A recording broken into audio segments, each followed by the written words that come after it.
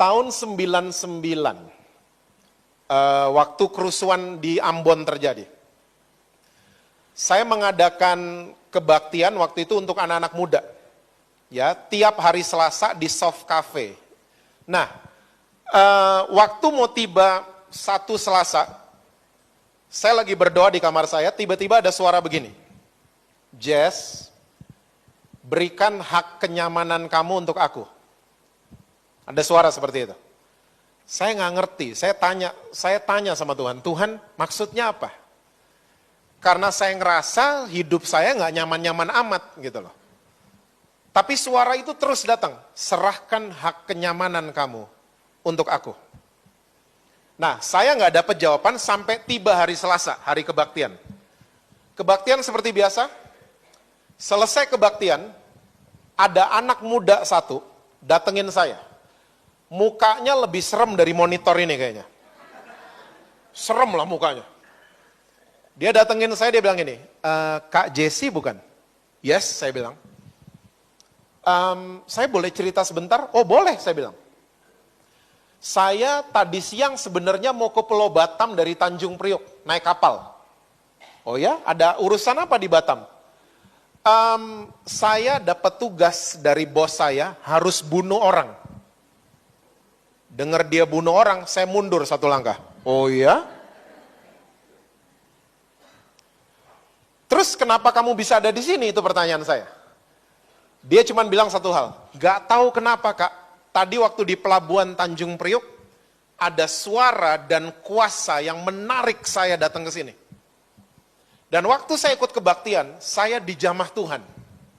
Saya dijamah banget, dan dia waktu lagi ngomong dia keluar air mata. Saya dijamah dan saya nggak pengen balik ke geng saya. Dia gangster ternyata. Saya nggak mau balik ke geng saya. Boleh nggak malam ini saya tinggal di rumah Kak Jesse?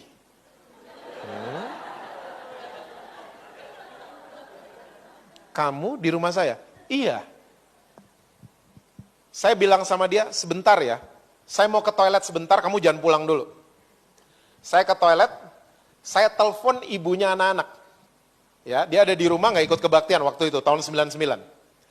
Saya telepon, saya bilang, nih ada anak muda, mukanya lebih serem dari speaker. Gangster, pembunuh bayaran, malam ini mau tinggal sama kita. Ibunya anak-anak cuma ngomong gini, kamu ngobrol sama tuh anak muda jam berapa? Oh barusan 10 menit lalu. Aduh Jess, kamu tahu nggak? 10 menit lalu Tuhan bicara sama saya. Bicara apa? Serahkan hak kenyamanan kalian di rumah kalian. Jadi maksudnya, ini anak muda dibawa aja. Bawa aja ke rumah. Oke, malah dia yang lebih berani. Oke, saya tutup telepon. Saya datengin nih anak muda, saya bilang, kamu malam hari ini boleh tinggal sama saya. Malam hari ini ya, saya garis bawahi malam hari ini. Saya ulang-ulang malam hari ini kamu boleh tinggal sama saya. Saya langsung dipeluk, aduh terima kasih Kak Jesse, terima kasih banget. Tapi tunggu Kak, saya sebenarnya bawa 5 temen. Hah?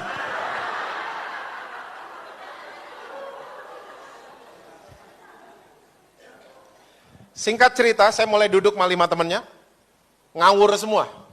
Ada yang drug dealer, ada yang tukang copet di daerah Cawang, ya, dan lain sebagainya. Gak jauh dari gituan mereka semua. Singkat cerita, malam hari itu saya pulang dengan 6 penjahat di mobil saya. Serem juga ya. Sampai rumah, saya mulai bagi kamar buat mereka. Dan malam hari itu saya nggak bisa tidur. Anak kami baru satu waktu itu, Angel, anak perempuan. Saya tiap 15 menit mungkin cuma ngecek jendela.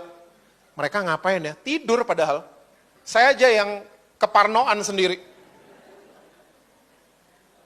Dan saya, karena saya pengen hilangin nih parno, berdoa. Waktu saya berdoa, Tuhan bicara lagi sama saya. Tuhan bicara begini, Jess, jadikan mereka keluarga buat kamu. Hah? Berarti nggak malam ini dong mereka tinggal di sini? Berarti lama. Yes. Pagi hari, besoknya waktu bangun, singkat cerita, saya mencoba untuk taat. Ya, saya bangunin mereka, saya siapin makan pagi, ya, saya mulai ajak mereka makan pagi bersama, saya sama 6 mereka, oke? Dan ternyata yang drug dealer tadi malam waktu kebaktian lagi on drugs. Pagi hari di meja makan udah off drugsnya. Dan ternyata dia makan udah gak bisa. Sendoknya lewatin mulut dan gemeter. Udah gak bisa. Dan mulai pagi hari itu saya mulai pegangin tangannya dia dan suapin dia. Dalam hati mangkel sama Tuhan. Kurang kerjaan amat jadi nyuapin orang, hah? Dan ternyata 6 orang ini, mereka tiap hari manggil 6 teman mereka yang lain.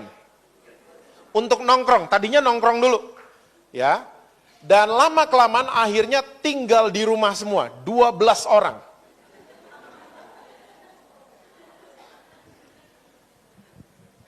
Di bulan ketiga, saya mulai ngomong gini, Tuhan saya nggak sanggup. Makanan saya selalu habis, semua habis, saya baru beli apa, masuk kamar, keluar di meja makan, hilang makanannya. Ya, lebih cepat dari tikus lah mereka pokoknya. Apa aja hilang, kursi rumah saya jadi robek semua, tembok di rumah saya jadi kotor semua, ya, dan seterusnya. Saya bilang sama Tuhan, Tuhan saya nggak sanggup. Saya tidak sanggup sama sekali. Waktu saya ngomong saya nggak sanggup, Tuhan mulai turun tangan. Saya nggak pernah cerita sama siapa-siapa, tiba-tiba saudara, ada orang kirim meja makan panjang, ini buat Pak Jesse. Saya nggak pernah ngomong sama siapa-siapa. Saya juga bingung, nih orang tahu dari mana? Saya perlu meja makan panjang. Jadi saya kalau makan sama mereka, kayak Yesus makan sama 12 murid gitu. Sambal mana? Dan saudara mesti tahu, Indomie sama telur jangan tanya, lebih banyak dari Carrefour di rumah kita. Sampai menu kita kalau pagi Indomie pakai telur, malam telur pakai Indomie. Saking banyaknya. Nah saudara, singkat cerita, mereka akhirnya tinggal sampai 4 tahun dengan saya.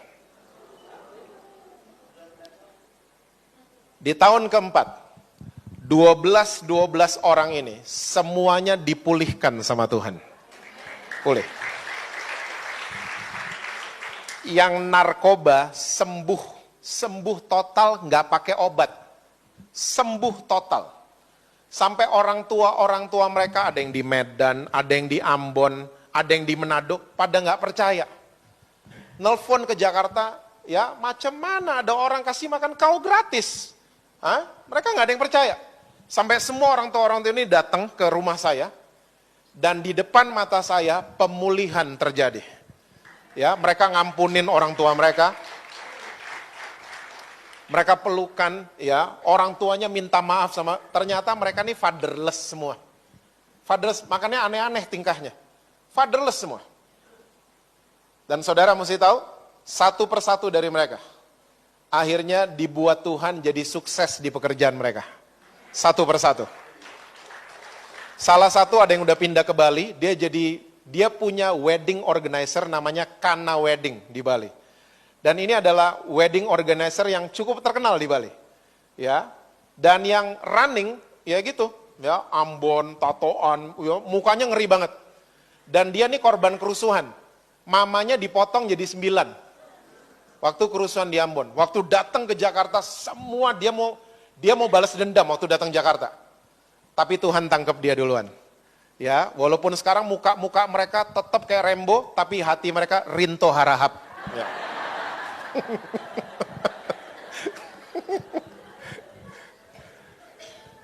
Hatinya pada baik-baik. Ya, mereka dirubah sama Tuhan. Nah, saya cerita seperti ini, saya nggak suruh saudara selesai kebaktian ini, acara training ini, ketemu orang di jalan, tinggal mau gue yuk, tinggal mau. No. No.